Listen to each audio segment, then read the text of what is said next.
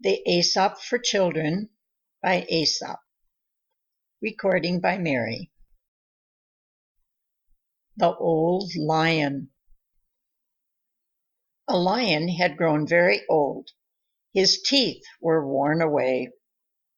His limbs could no longer bear him, and the king of beasts was very pitiful indeed as he lay gasping on the ground, about to die. Where now his strength and his former graceful beauty? Now a boar spied him, and rushing at him, gored him with his yellow tusk. A bull trampled him with his heavy hoofs. Even a contemptible ass let fly his heels and brayed his insults in the face of the lion. It is cowardly to attack the defenseless, though he be an enemy. The Fox and the Pheasants. One moonlight evening, as Mr. Fox was taking his usual stroll in the woods, he saw a number of pheasants perched quite out of his reach on the limb of a tall old tree. The sly fox soon found a bright patch of moonlight, where the pheasants could see him clearly. There he raised himself up on his hind legs and began a wild dance. First he whirled round and round like a top. Then he hopped up and down, cutting all sorts of strange capers. The pheasants stared giddily.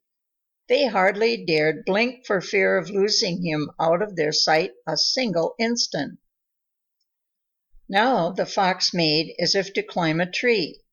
Now he fell over and laid still, playing dead, and the next instant he was hopping on all fours, his back in the air and his bushy tail shaking so that it seemed to throw out silver sparks in the moonlight.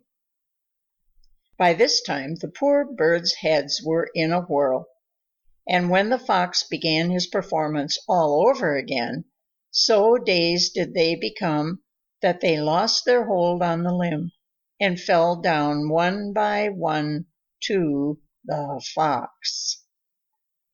Too much attention to danger may cause us to fall victims to it. Two travelers and a bear. Two men were traveling in company through a forest when all at once a huge bear crashed out of the brush near them.